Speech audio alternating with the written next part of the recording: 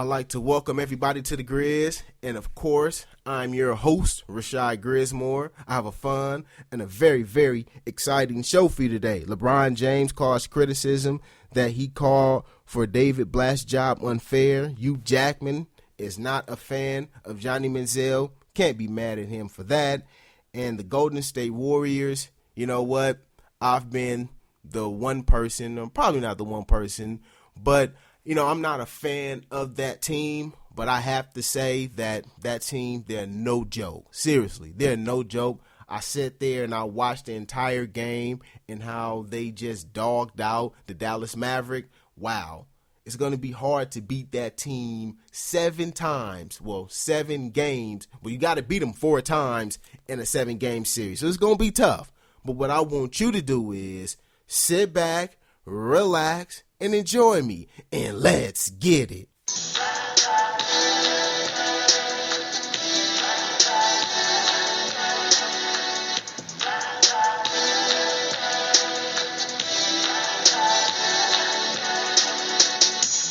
Thank you, everyone out there, for tuning in to me, the Grizz, however it is that you are tuning in. So we're going to go on and get started.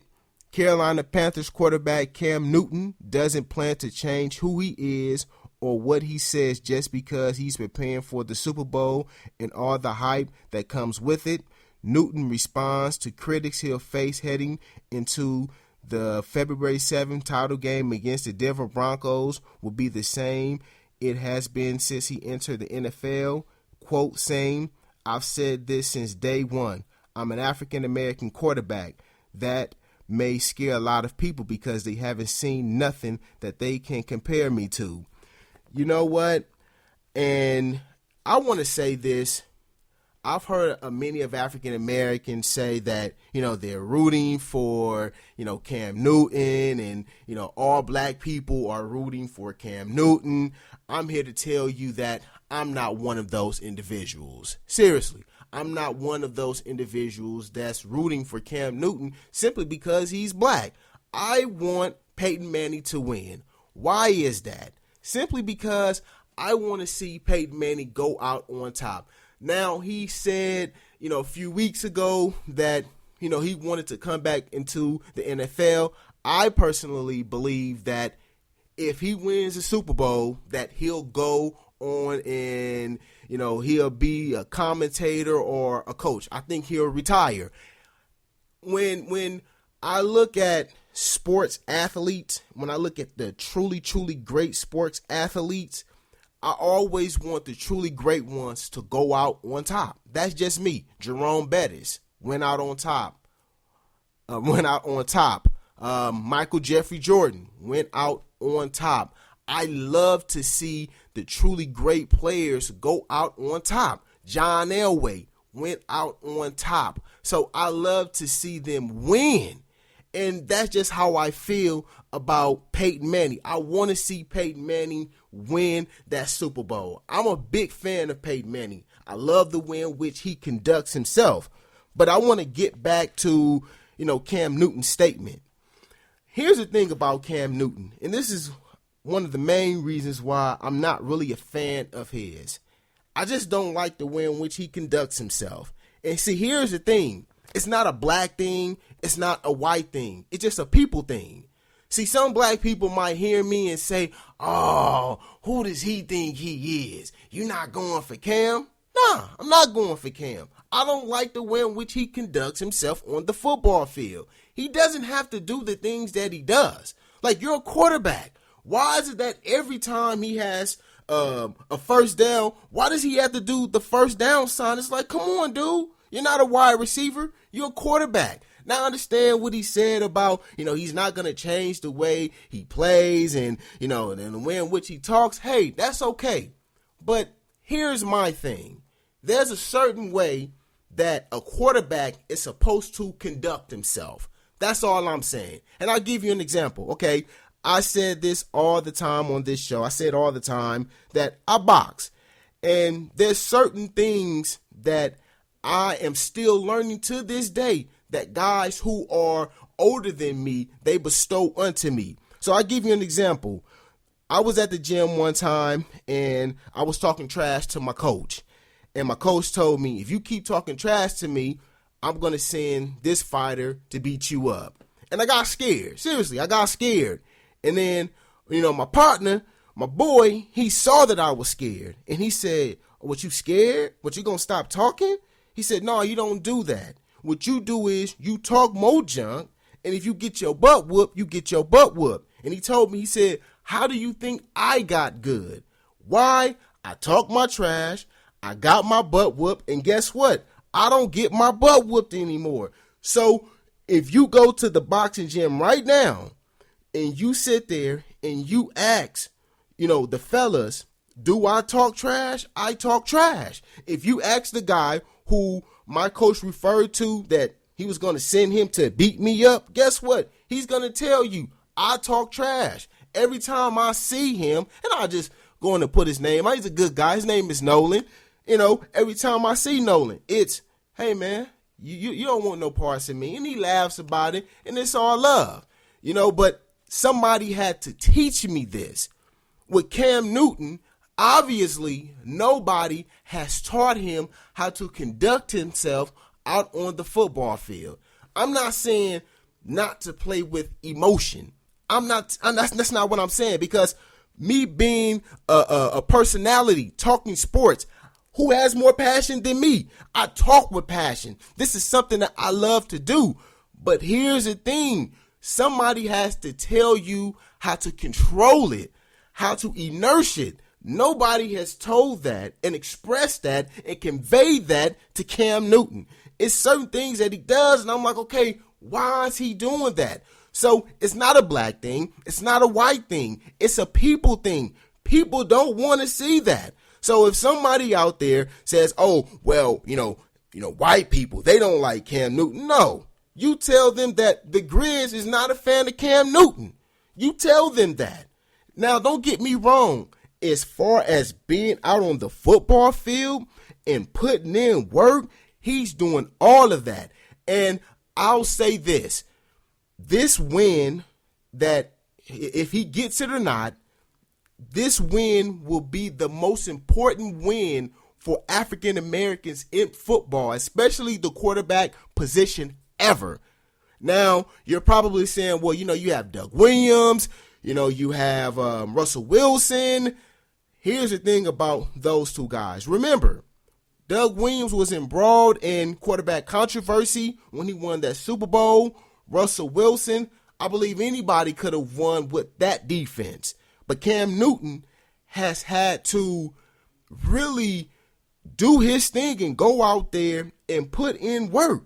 He wasn't somebody that had to rely on his defense as he made mistakes. No, Cam Newton was going out there and he was putting in work. He was throwing the ball deep. I mean, he made Ted Ginn Jr.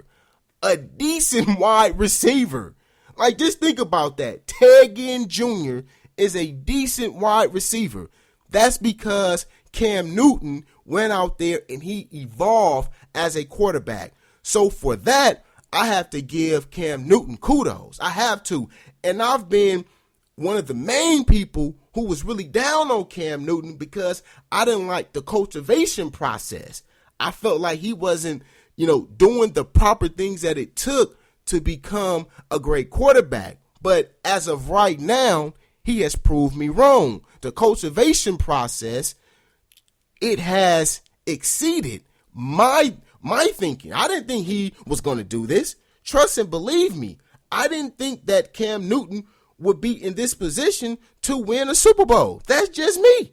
I didn't believe that. So, if he does win the Super Bowl, it's going to be good for black people and black quarterbacks. Now, there's another example that I want to bring up referring to Cam Newton. We as men, we love women. And, it's like this. You have two women, right? You have a classy woman and you have a trashy woman.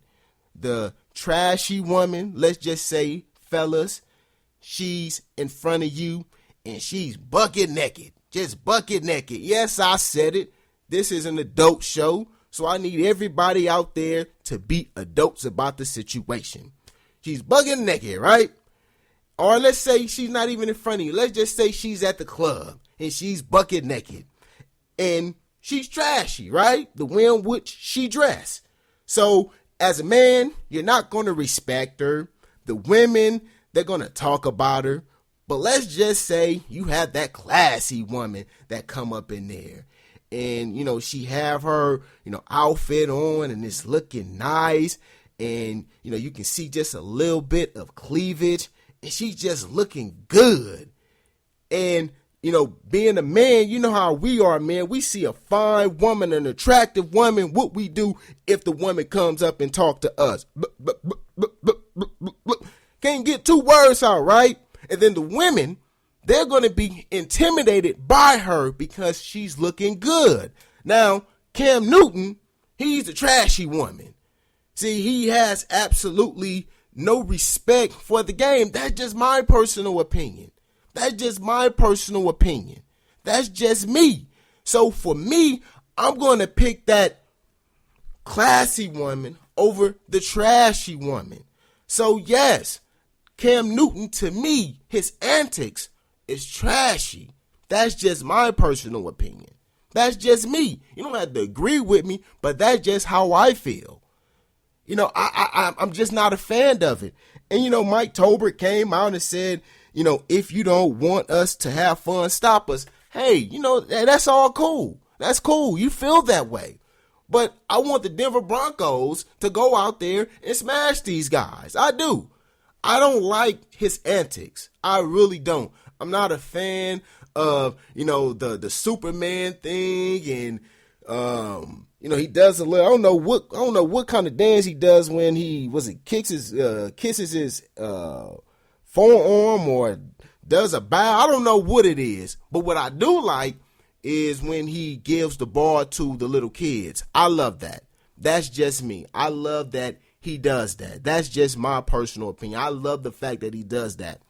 So I was going to the gym and, I was listening to a radio show and they was talking about, Russell Wilson and, Russell Wilson won a Super Bowl and, why isn't this the same as far as in the black community when he won a Super Bowl as, Cam Newton?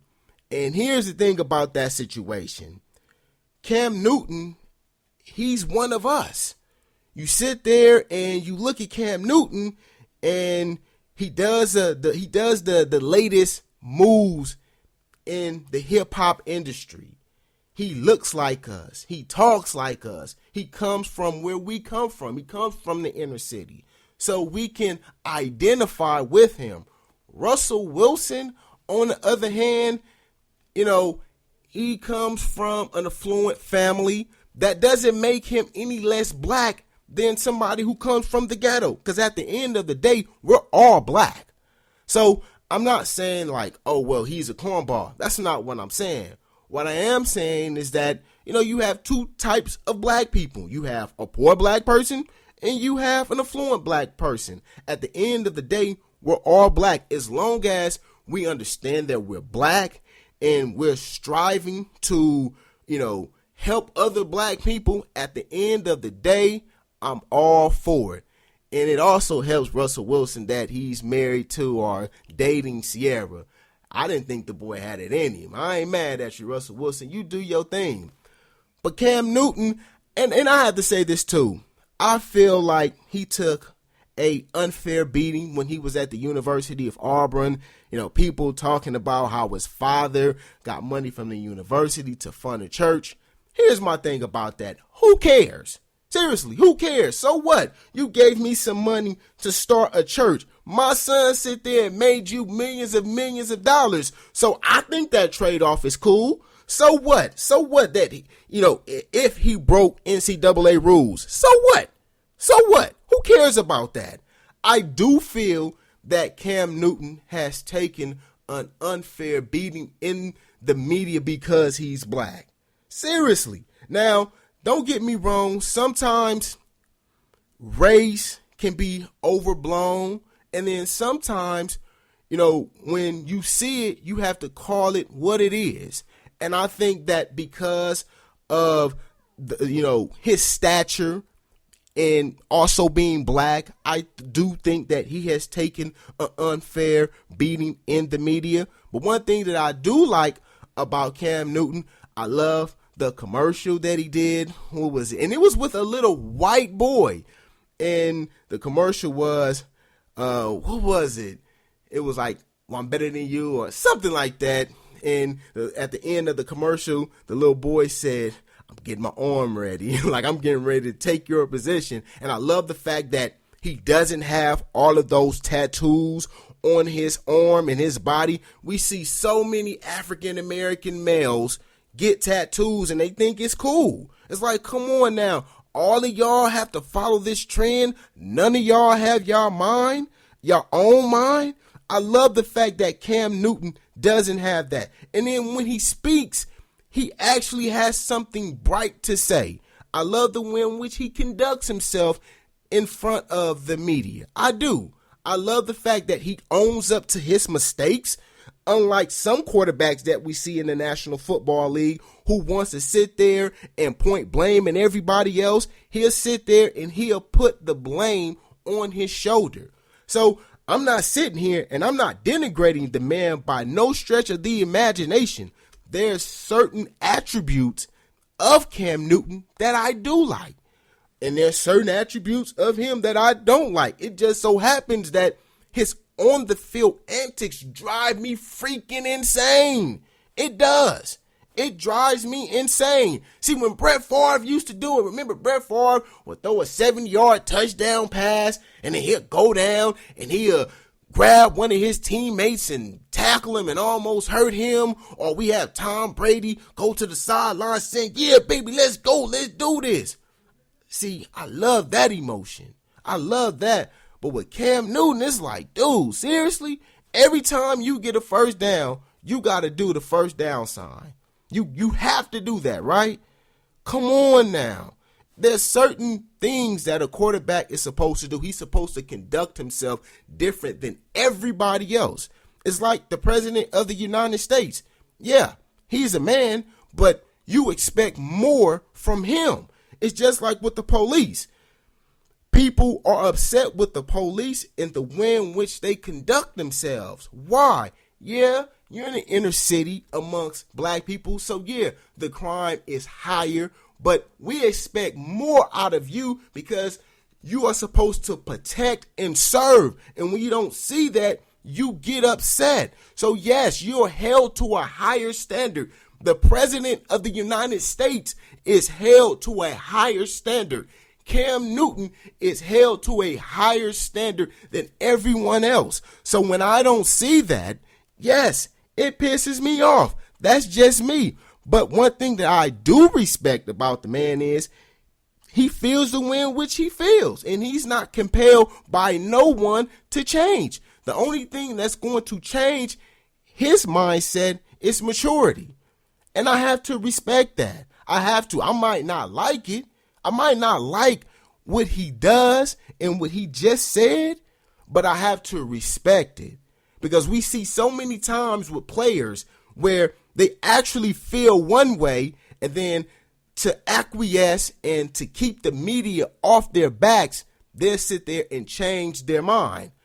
He's not doing that. So I respect that fact. I respect it, seriously. But, the antics, yeah, it's just not cool. And I want to go back to this before I get ready to go on break. This Super Bowl, like I said before, is huge. This Super Bowl is huge for black quarterbacks, especially the ones that are coming up the ranks like a Cam Newton. I love the fact that Carolina, they said, you know what, we really don't want him to run, but this is what he does, so we're not going to hinder him. He's 6'6", 250 pounds, 260 pounds. He can take the punishment. I love the fact that he actually took the quarterback position seriously, because for those of you who have heard my show, I'm not particularly a big fan of the black quarterback. I'm just not. I felt like the black quarterback, and I still feel this way to an extent, I felt like the black quarterback didn't take the job seriously. that's just my personal opinion. But seeing people like Russell Wilson get better, seeing Cam Newton getting better, I look at Jameis Winston, he's getting better. I think that boy right there, I just feel that he's going to be an exceptional talent. That's just me. Well, not so much exceptional, but, an extraordinary talent. And, to see Cam Newton actually be able to be accurate with the football consistently and make guys who are not that good, that's all I ever wanted to see from the black quarterback. Now, am I going to apologize? Because like I said before, I'm one of the main people who would not give Cam Newton any love. In order for me to apologize, he has to go out there and win the Super Bowl. Because if he don't, and he stinks up the joint, trust and believe me, I'm going back to how I felt. As of right now, see, I'm in the middle. I'm in the middle right now. I'm not rooting for him, but if he wins, hey, it's all good. But I do want Peyton Manning to win. I want to see Peyton Manning go out on top. That's just me. That's what I want to see. Bill Russell went out on top. He beat the Lakers. It was in 1969 at the Forum. Wilt Chamberlain, who was that? Elgin Baylor and Jerry West beat those guys. His last game, he went out on top. That's what I like to see. I like seeing the truly, truly great players go out on top. Next here on the Grizz.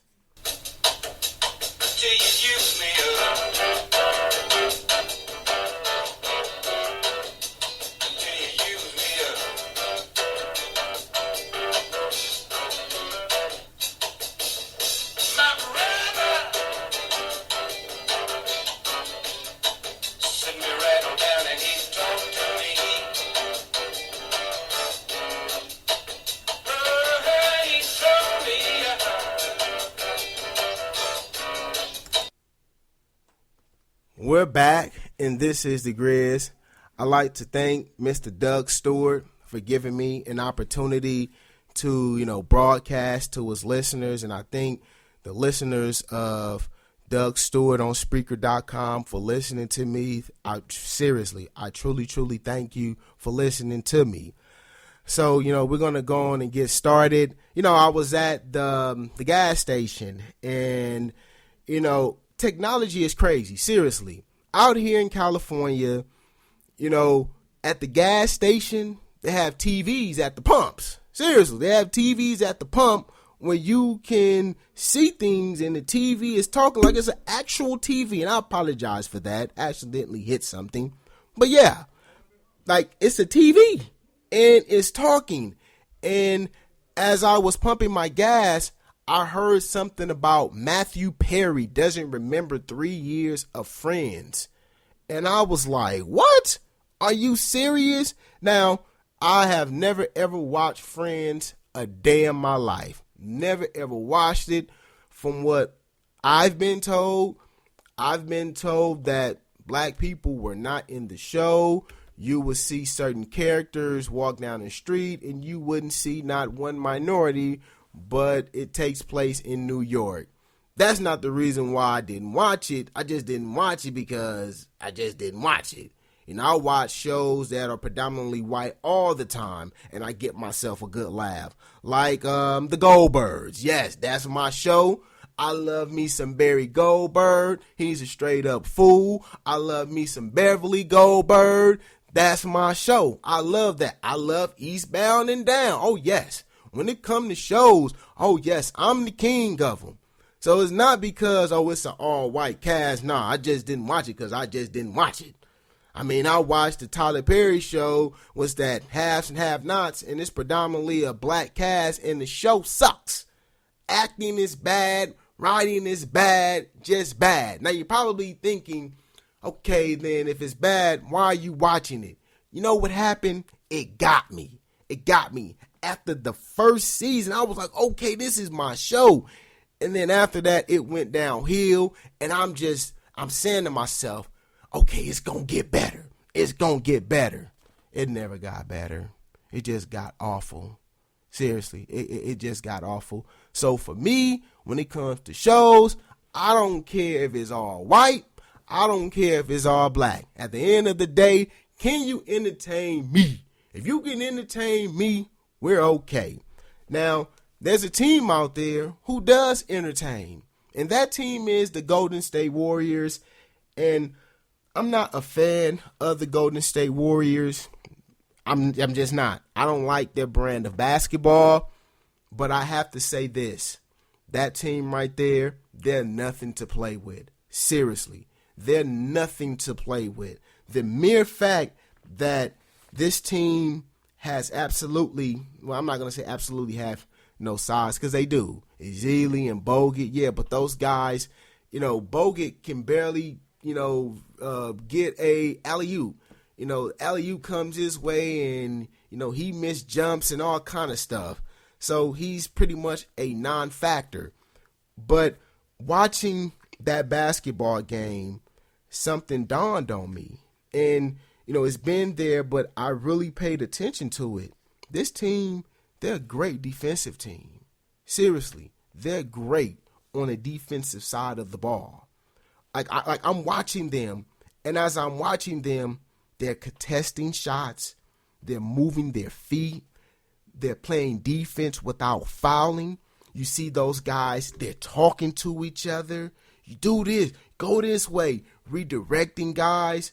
I mean, Steph Curry is not a great individual defensive player, but as far as team defensive wise, he's A1.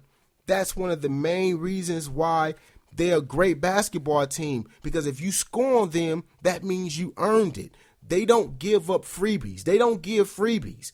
I'm watching the Dallas Mavericks, and the Mavericks, they played well at times, but they wasn't consistent. Why?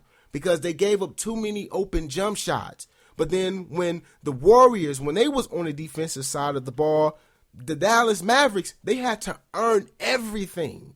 They had to. So when you look at a team like the Warriors, they're great on the offensive side of the ball, but on the defensive side of the ball, they're just as potent. And when you look at these guys, and I've said this before, they remind me of a high school basketball team. Guys about 6'6", 6'7", 6'8", and they all can move their feet, and they're all athletic, rangy, and lanky. That's what makes them a great defensive team. Like, I'm sitting up here and I'm looking at some of, their stats. And when it comes to opponent's field goal percentage, they're tied for number one. You have Chicago, number one, San Antonio, and then Golden State. When it comes to opponent's 3-point percentage from the field, guess what? Golden State, they're number one. And so when you look at the fact that they shoot a lot of threes, they make a lot of threes, and then when they go up against a team, they take, because now the NBA is pretty much a 3-point league. Now they're taking that away from you. What do? See, the NBA, because the fundamentals of the game has pretty much eroded when it comes to big men. When it comes to big men, now you're forced to play this little man game, and they're the best at doing that. They're the best at playing the little man's game, and that's what makes them potent, because everybody is trying to play like them, and guess what? You can't play like them. You can't. And so, as of right now, I don't see anybody that can beat this team. Seriously. Steph Curry, he was 1 for 8 in the first half, and he wound up scoring 14 points, but then Klay Thompson scored a season high 45 points. Come on now. That's tough to deal with. It is. Who can deal with that? And, I was saying the San Antonio Spurs, but then you have Tim Duncan. He had an MRI, and, Gregg Popovich doesn't even know when he's going to come back. So if Tim Duncan if Tim Duncan is not going to be healthy, I mean, I don't know if it's true and I don't know if he's going to be able to come back for the postseason. Even Gregg Popovich, he doesn't even know what's going on. He doesn't even know when Tim Duncan is coming back. And he declined to even tell the media what the MRI said. So that's not smelling too good. You know, they're going to need the Spurs. They're going to need Tim Duncan to beat this team. This team is nothing nice. They're nothing nice in today's NBA. They're nothing nice. But here's the thing. Who is the one person that, even if they don't have Tim Duncan, who's the one person that can change the series? And who is that? His name is LaMarcus Aldridge. He's the guy. He's the guy. He has to play better. Seriously, he has to play better. If he doesn't play at a high level, they won't win. Especially if Tim Duncan is not Tim Duncan. I mean, the guy is getting older. I mean, what do you expect for, a guy who is that age? You think he is going to continue to play at a high level consistently? No, it don't work like that.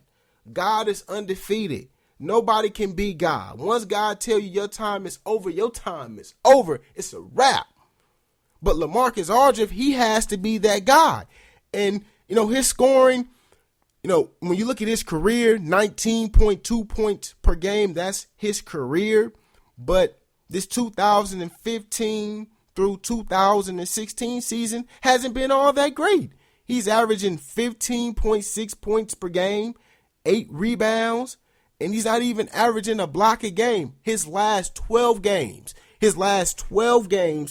let's see how many blocks he has had in his last 12 games. 2, 3, 4. 4 blocks. 4 blocks. And he has only had 1, 2, 3, 4. 4 rebound games of over 10. So that means that, okay, you're not really putting up the big numbers. And I understand why, because Gregg Popovich, hey, we're going to move the basketball, and whoever gets the open shot gets the open shot. But he can make up for it in other areas.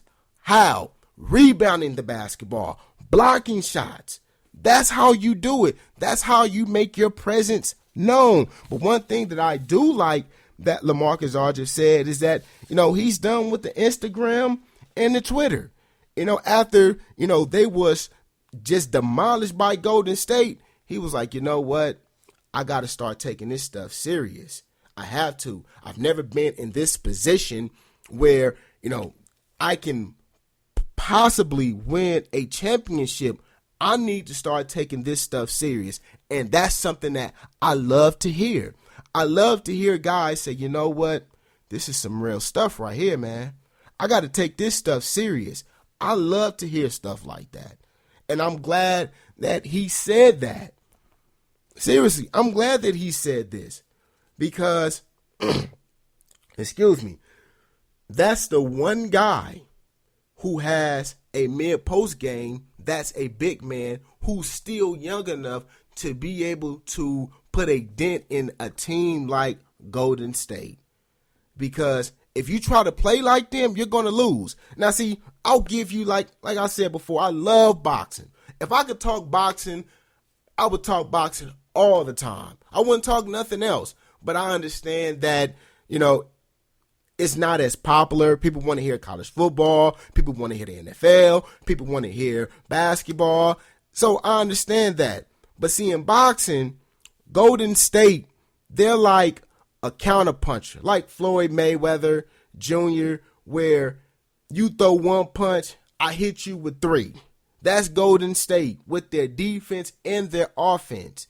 Their defense fuels their offense because if you take a ill-advised 3-point shot, they're going to get the ball and then they're going to shoot a 3-point shot on you. And once they do, they can take a lead. They can, you can be down a point and then boom, within 30 seconds, you can be down by 9. So the only way that you can stop a team like that is you have to beat them up in the inside. You have to. You have to make that and effort. Even if you miss a few shots, you have to pound that basketball, because San Antonio, if they don't have a mid-post presence or a low-post presence, they will not beat this team. They will not beat this team. This team is too good. They're too good. How much credit do I give to Steve Kerr? Absolutely none. Seriously, I don't give him no credit. And I've said this before. Mark Jackson deserves all the credit. He's the person. He's a primordial for this team. This team felt disrespected. I'm watching Klay Thompson, and Klay Thompson has really, really worked on his game. He could put the ball on the floor. And here's the thing. He's a complete basketball player. If you're small, he could put you in the post. He can run you off screens. He'll backdoor you. That team is complete. He's one of the most complete shooters I've ever seen. He can do it. Oh, he can put the ball on the floor. Reggie Miller couldn't put the ball on the floor like that. Ray Allen could, but Reggie Miller couldn't. Now, I'm not comparing those two, because obviously Reggie Miller was a far more superior player than Klay Thompson. Klay Thompson has Steph Curry. But the fact that he came in as a shooter and now he's transforming his game to a more complete player, that's all you want to see. And I know that Golden State, I know these guys is talking to each other like, man, can't nobody mess with us. Everybody want to be like us. How they going to be like us? They can't be like us. We're the only us. Who can beat us? Nobody. So yes, they have that swag, and they should. Now, there's a player out there who thinks he's that good or think he's cocky, but he's really not. And we'll talk about that next here on the Grizz.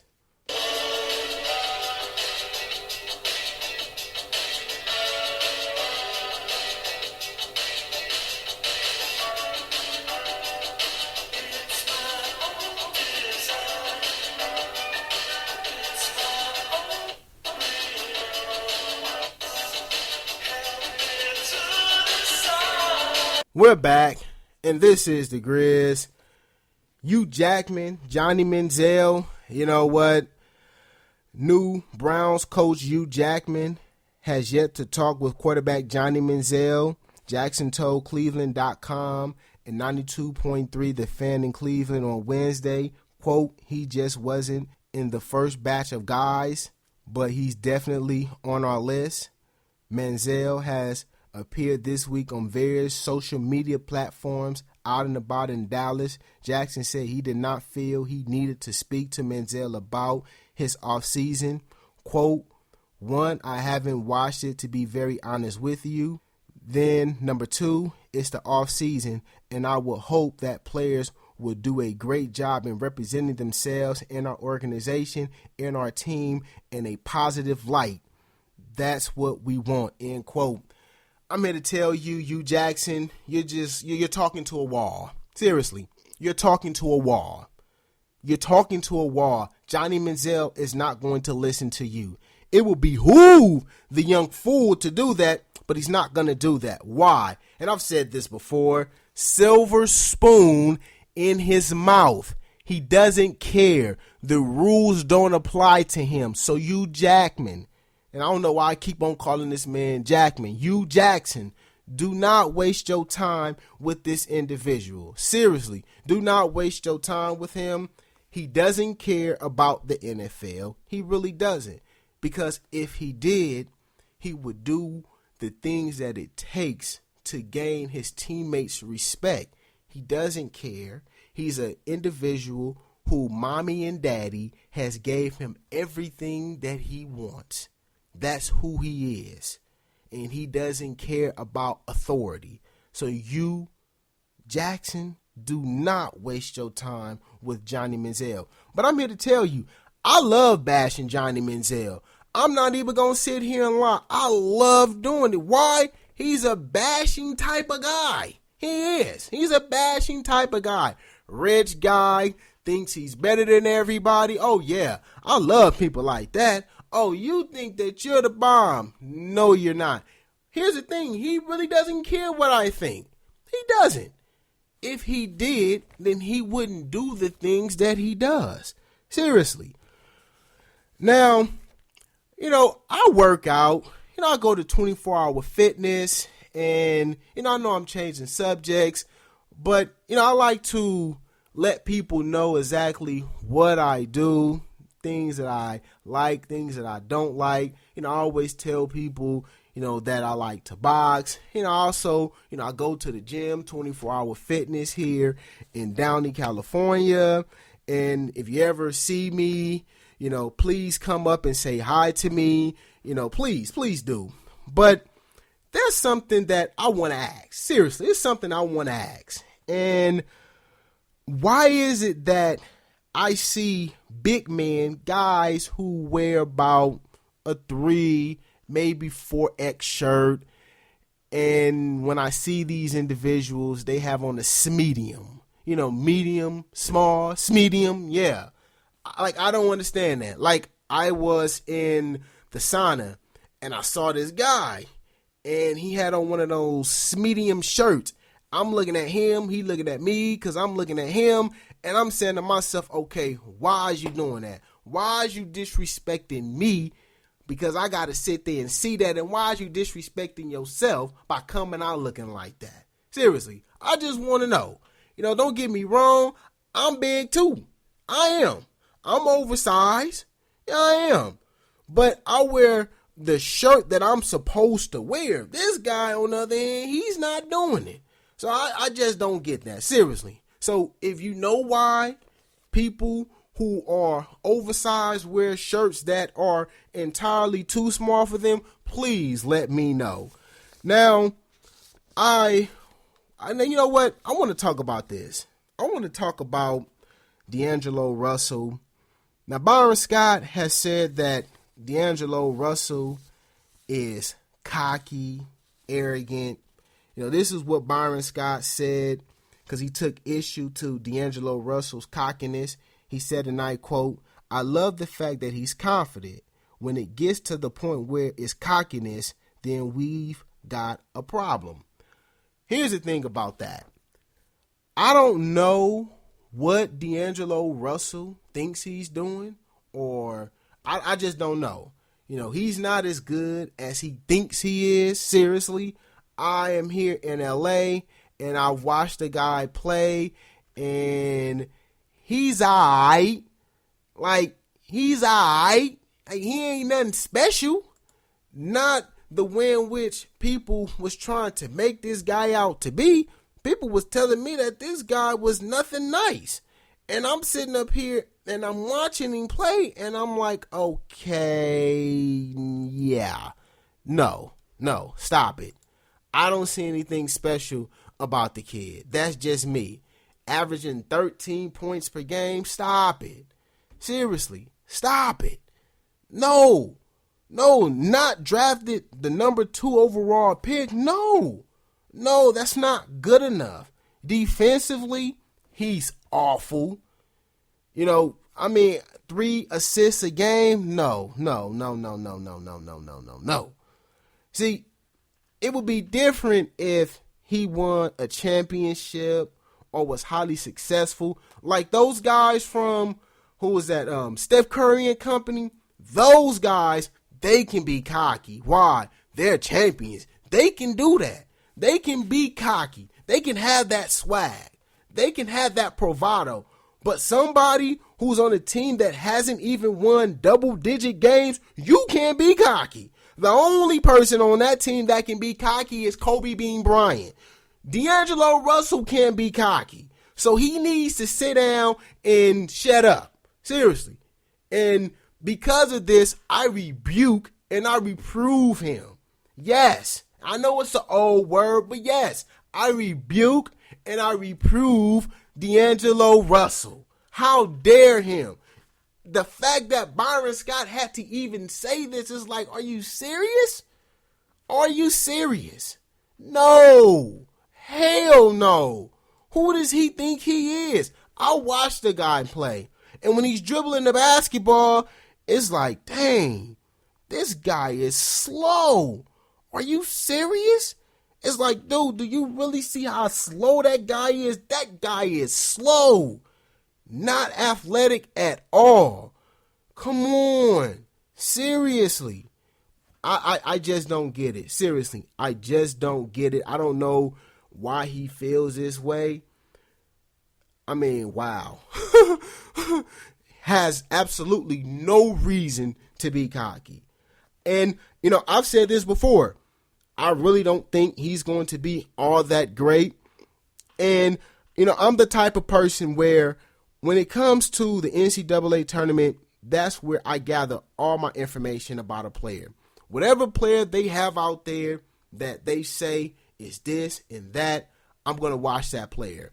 I remember watching Kevin Durant in college, and I watched him play against USC, and they lost that game.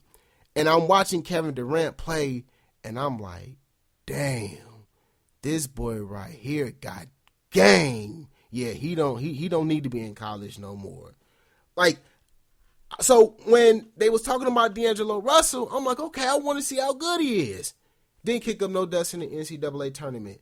That's when you kick up dust. That's when we find out how good you really is. And he didn't do anything. So you didn't kick up no dust in college, and then you come to the NBA like you've done something. That's why Kobe Bryant had to check him and Julius Randle. He had to check those guys because those guys was around there smiling after they had got thumped on. And Kobe wasn't feeling that. So he needs to take a chill pill, seriously. Because one thing about the NBA and sports, period, is that if you don't get humble, the game will humble you. It will.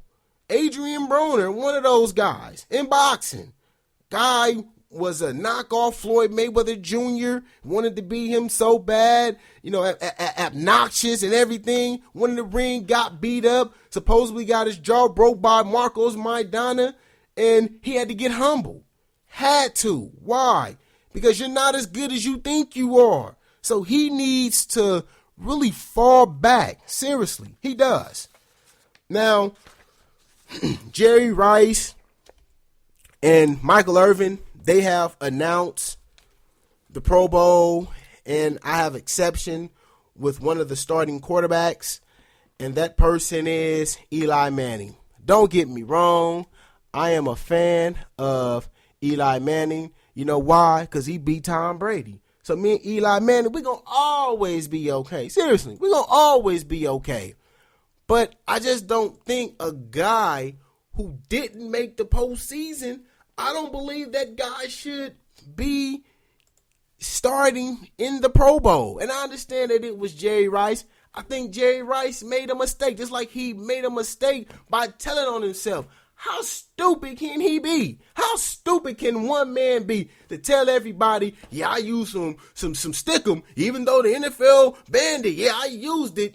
A mistake, and he made another mistake here. Don't get me wrong, I love Jerry Rice. Jerry Rice, don't be mad at me, man, but this is the Grizz, and for those of you who have never heard my show, my motto is to keep it 100% all the time. I'm going to keep it 100. That's just how I am. And so, the person that I think should have started in the Pro Bowl should have been Alex Smith. Yes, Alex Smith. Aaron Rodgers, he's not playing. Tom Brady is not playing. Why not Alex Smith? Alex Smith went to the playoffs. 20 touchdowns, 7 interceptions. Why not? Why not? Eli didn't make it there. He hasn't been to the postseason in 4 years. He hasn't. So, come on, Jerry Rice. Come on, man. Let's do better. Let's do better with, picking quarterbacks and not telling on yourself. I can't believe he actually did that. I can't believe he actually, and I'm still mad at him for that. I can't believe he actually told on himself. How do you tell on yourself? Like, stupid. Stupid, stupid, stupid, stupid. The Grizz. Don't you let it go.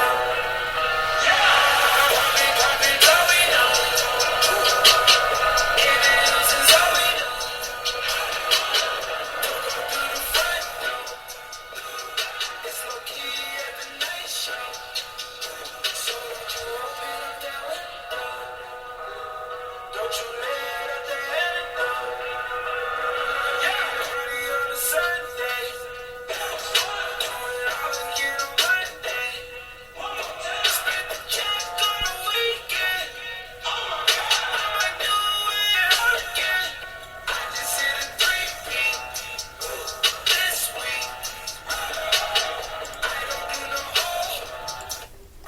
We're back, and this is the Grizz. I have a new segment today, and I want you to tell me exactly how you feel about it. The name of the topic is Explain Yourself, and we're going to go on and get it started. Explain yourself, Carson Palmer. Yes, Carson Palmer, awful. How is it that you go out there, Carson Palmer, and you stink up the joint? You was rattled, and I'm just knowing that Carson Palmer was going to go out there and ball against Carolina. I just knew he was going to do it. I just knew he was going to go out there and ball. Seriously. I just knew it. But nah, he didn't do that. He was rattled. He was awful. And the reason why I say that I just knew he was going to do it because he was awful in the game against Green Bay. He was awful in that game against Green Bay. Awful. I've never seen, it was one of those scoring drive where he seemed to have thrown the ball to the opposition like 2 or 3 times. Like the ball was in their hands. They just couldn't bring it in. And then when they did score a touchdown, it was because it went off a player's hand, and then it fell into one of the receiver's hand. Awful. So I just knew that he was going to come out there and just do his thing. And he was awful.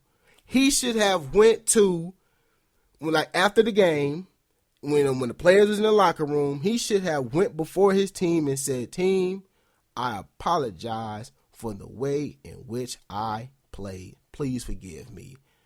Another person who needs to explain himself, Steph Curry. Yes, Steph Curry. Steph Curry needs to explain himself as to why he don't play no defense. And why every time I watch him play, anytime somebody gets off into his behind, Klay Thompson, help me.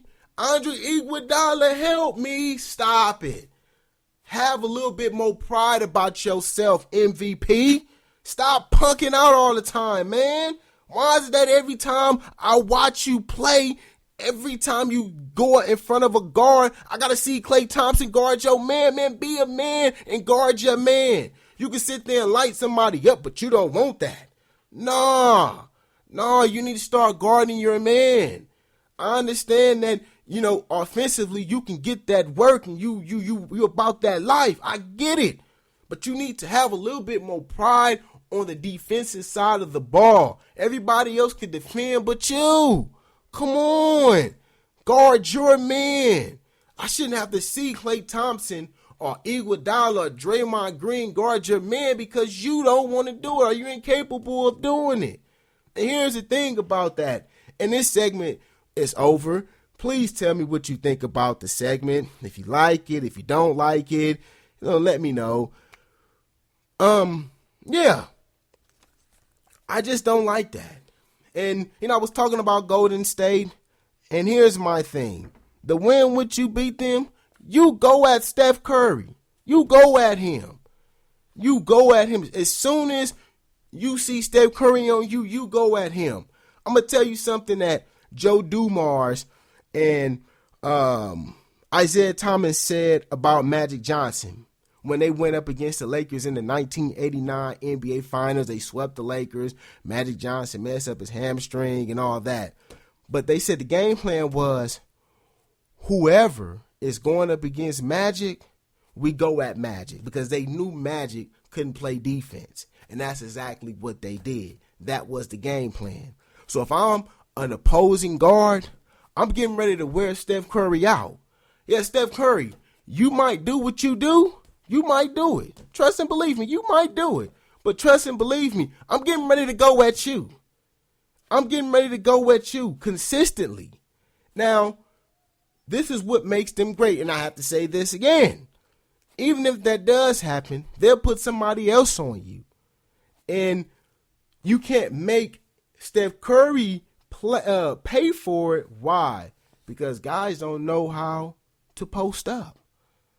See, if I'm a guard and I'm going at Steph and you put a 2 or a 3 on me, especially a 3 like Iguodala, now you could kind of take me out the game. So that means that the next player has to step up. So that means that 3 or that 2, he has to be able to put the ball on the floor or beat Steph Curry off the dribble or put him in the post and use and abuse him. Make him play defense. That's what I'm saying. Make him play defense. LeBron James is kind of upset at individuals for saying that, he was one of the main reasons why David Blatt was fired. I'm here to tell you that, yeah, that's probably the case. But this is something that I haven't heard too many people talk about regarding LeBron James. LeBron James is a very, very hard individual to play with. Yes, I said it. Some people are going, what do you mean? What do you mean? What do you mean? What do you mean? Yes, LeBron James is a hard person to play with. Think about it. Kevin Love, no longer in the post, playing, like he's a 3-point shooter. Think about Chris Bosh. When he was with the Toronto Raptors, what was Chris Bosh doing? Chris Bosh was in the low block mid-post area. He meets LeBron James, and all of a sudden, Chris Bosh has to learn how to shoot 3-point shots.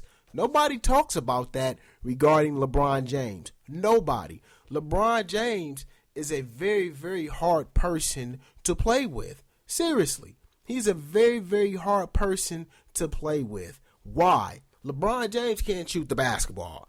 People make it seem like the guy can shoot. No, he can't shoot the basketball. That's one of the main reasons why he struggles with San Antonio. Why? San Antonio, they're like, no, you're not going to sit here and you're not getting ready to dunk on everybody. No, you have to make jump shots. You have to do it not just one game. You have to do it 1, 2, 3, 4, 5, 6, 7, 8, the whole kit and caboodle. You have to do it consistently. He can't shoot the basketball. Therefore, when somebody plays with him who's in the post, who's a post presence, they have to change their game up. So, when you look at somebody like Kobe Bryant, yes, Kobe Bryant, yeah, he was a ball hog. Yes, definitely. Here's the thing about Kobe. Kobe Bryant knew how to throw the ball in Shaq and say, Shaq, do your thing, boy. Do your thing. LeBron James, he can't do that. There's no way in the world that Kevin Love should be irrelevant. There's no way. There's no way. LeBron James has to have that path to the basket because he can't shoot the basketball. And people don't understand this. As soon as he loses his athleticism, it's a wrap for LBJ. It's a wrap for him. And people, they don't mention that. Yes, can he assist the basketball? Is he a Magic Johnson on steroids? Yes, he is. But playing with him and you're a post player, me personally, if I was a post player, there's no way in the world that I would play with LeBron James. No way. No how. I wouldn't do that. I'd rather play with Kobe Bryant knowing that I'm going to get the basketball and I'm going to be able to dominate. But with LeBron James, no.